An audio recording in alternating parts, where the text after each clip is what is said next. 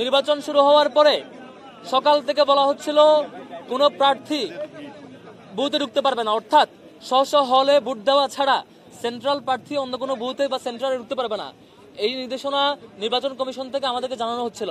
আমরাও আমাদের দিক থেকে কোনো প্রার্থী আমরা দুপুর পর্যন্ত সে কারণে ঢুকতে পারিনি, আমাদের ঢুকতে দেওয়া হয় নাই। কিন্তু আমরা লক্ষ্য করেছি ছাত্র দলের প্যানেলের বিপি প্রার্থী আবিদ ভাই উনি প্রত্যেকটা বুথে ধরে ধরে প্রত্যেকটা সেন্টারে ধরে ধরে সকাল 8টা থেকে ঢুকা শুরু করেছে।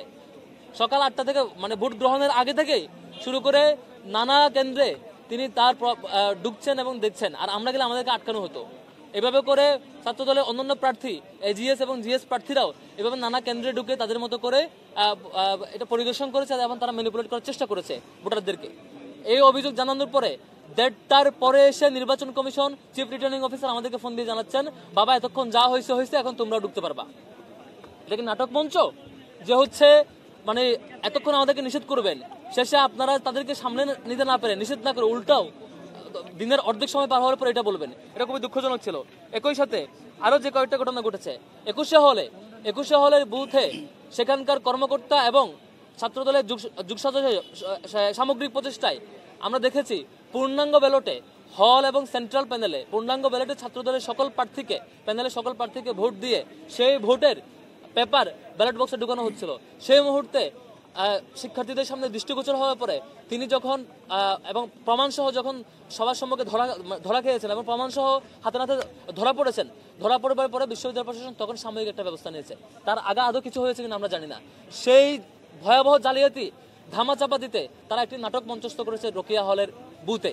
সেখানে হঠাৎ করে একজন শিক্ষার্থী ব্যালট পেপার নিয়ে বুথে যাওয়ার 1 মিনিট পরে সেখানকার দায়িত্বরত শিক্ষকদের এবং তারা ফুটেজ অ্যানালাইজ করে যেটা ফিডব্যাক দিয়েছেন যে 1 মিনিট বুথে থাকার পরে ভিতরে যে বুথে নিজে বসে বুথ দেওয়া হয় সেই বুথ থেকে 1 মিনিটের অধিক সময় থেকে বুথ থেকে বের হয়ে এসে তারপর দেখাচ্ছেন যে হচ্ছে এখানে ক্রস দেওয়া। আমাদের ফিডব্যাক ছিল এখানে হয় জড়িত শিক্ষার্থী তিনি নিজে এটা নিয়ে 1 মিনিট থেকে সেটা করেছেন, অথবা সেখানকার স্টাফ অথবা শিক্ষক যে জড়িত হোক না কেন সাথে সাথে সে ফুটেজ অ্যানালাইসিস করে জড়িত ব্যক্তিকে দ্রুত পানিশমেন্টের আওতায় আনেন, রিমান্ডে নিয়ে যান, তথ্য বের করেন। আমাদের প্রস্তাবনা ছিল, কিন্তু সিসিটিভি ফুটেজ দেওয়া হয় নাই। তারপর আমি যখন ফোন দিয়েছি নির্বাচন কমিশনকে আরো 2 ঘন্টা 3 ঘন্টা অপেক্ষা করে আপনারা ফুটেজ দিচ্ছেন না কেন, বলো যে বাবা তারা ফুটেজ পাচ্ছে না কেন, যেন কি যেন হয়েছে। এইভাবেই প্রশাসন বারবার হেল্প করে আসছে। এই যে নাটক মঞ্চস্থ করে তারা চিন্তা করছিল এই দায়টা পুরোটা আমাদের উপর চাপিয়ে দেবে। এই তো যখন সেখানকার দায়িত্বরত শিক্ষক সাহসিকতার সাথে পিনিয়া নিয়ে এসে সকল ব্যালট পেপার খুলে দেখালেন যে আর কোনো ব্যালট পেপারে চিহ্ন নেই, আর কোনো ব্যালট পেপারে দাগ নেই, এবং এর আগে যারা ভোট দিয়েছেন তারাও কোনো ধরনের এই ধরনের অভিযোগ দেয় নাই।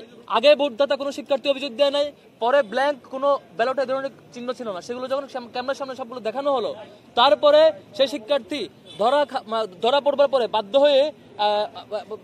হয়ে তখন হয় শিক্ষার্থী ধরা পড়বেন অথবা ধরা পড়বেন সেই স্টাফ, যে ধরা পড়বেন না কেন আমরা যখন পানিশমেন্টের দাবি করেছি ফুটেজ আর নিয়ে আসা নাই। এই যে সহযোগিতা, এই ধরনের নাটক মঞ্চায়নে ফেল হওয়ার পরে আবার এই ধরনের আবার পাল্টা সহযোগিতা করে, এটা খুবই দুঃখজনক। প্রশাসনের কাছ থেকে অন্তত 24 পরবর্তী সময় এটা আমরা আশা করি নাই।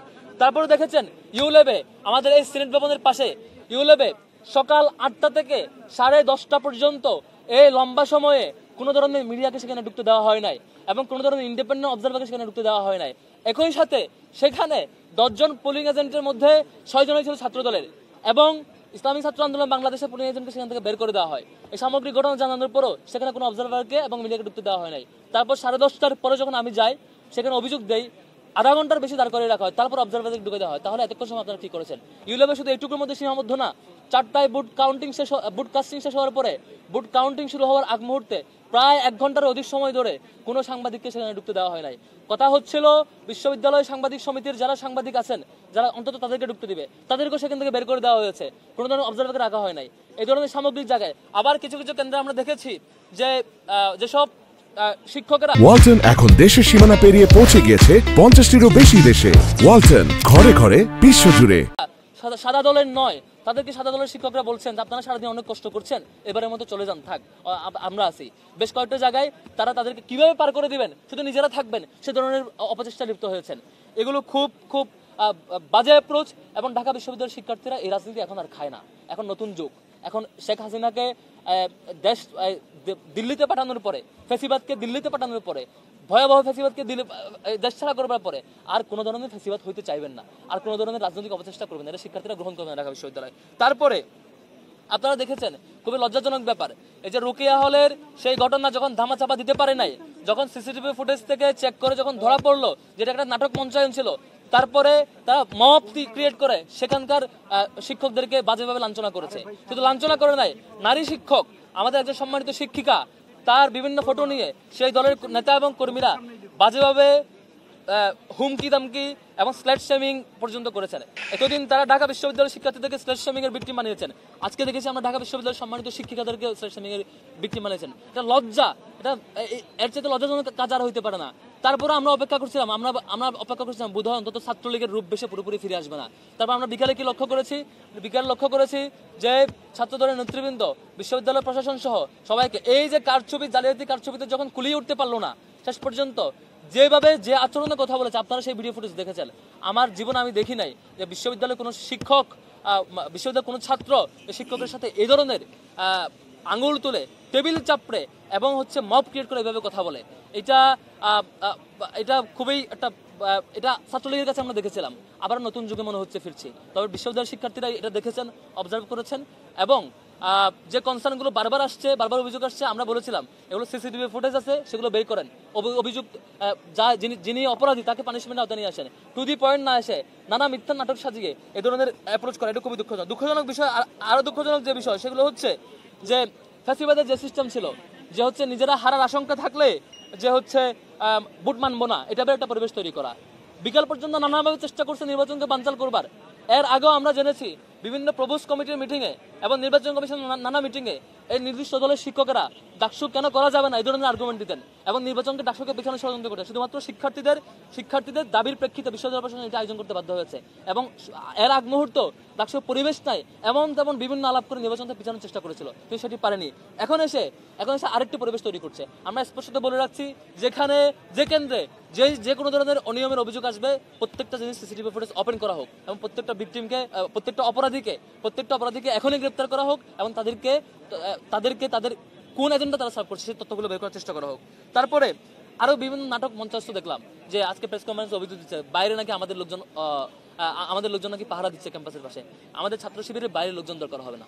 আমাদের বিশ্ববিদ্যালয়ের শিক্ষার্থীরা আমাদেরকে পছন্দ করে ভোট দিলে, মতামত দিলে, সেটা আমরা যেভাবে মতামত দিবে সেভাবে আমরা গ্রহণ করব।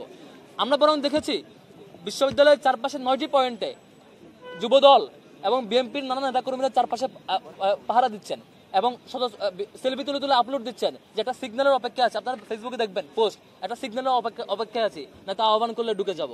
তারপর নীলক্ষেতের এখানে দেখেছেন 2 গ্রুপে মারামারি পর্যন্ত করেছে। তারপর তুরনের এখানে দেখেছেন 2 ট্রাক নিয়ে লোকজন এসেছে। আপনারা ফুটেজগুলো অ্যানালাইসিস করেন, সবগুলো পাবেন। এইভাবে করে সারা এলাকায়, সারা দেশ থেকে লোকজন নিয়ে, সারা ঢাকা সহ এবং চারপাশের জেলার লোকজন নিয়ে এসে পুরো ক্যাম্পাসটা একটা ভীতিকর পরিবেশ তৈরি করা হচ্ছে।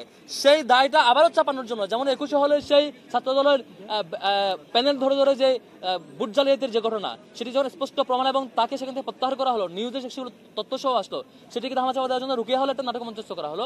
ঠিক চারপাশের এই ঘটনাগুলো, এই যে মারামারি হলো এবং আমরা দেখেছি ছাত্রদলের বিভিন্ন গ্রুপের, মহানগর গ্রুপের চ্যাটিংগুলো আমাদের কাছে চোখে পড়েছে। তারা গ্রুপে বলছে যে অমুক জায়গায় আসো, তমুক স্পটে আসো, তারা ঠিকই এসে আবার সেলফি দিচ্ছে যে নেতার নির্দেশনা অপেক্ষায় আছে। এটা খুবই দুঃখজনক। ঢাকা বিশ্ববিদ্যালয়ের শিক্ষার্থীরা কোনো দলের এই হুমকি তামকিকে ভয় পায় না। ছাত্রলীগের এই বহিরাগত লোকজন নিয়ে এসে ছাত্রলীগ চেষ্টা করেছিল গত বছর জুলাইয়ে তারা নিয়ন্ত্রণে নেওয়ার। আপনারা এই চেষ্টায় ফিরেন না। ছাত্রদলকে অনুরোধ করবো, আপনারা গত 15 বছর ফ্যাসিবাদ বিরোধী আন্দোলন করেছেন, ফ্যাসিবাদ বিরোধী আন্দোলনের দীর্ঘ লড়াই সংগ্রামে একসাথে ছিলেন।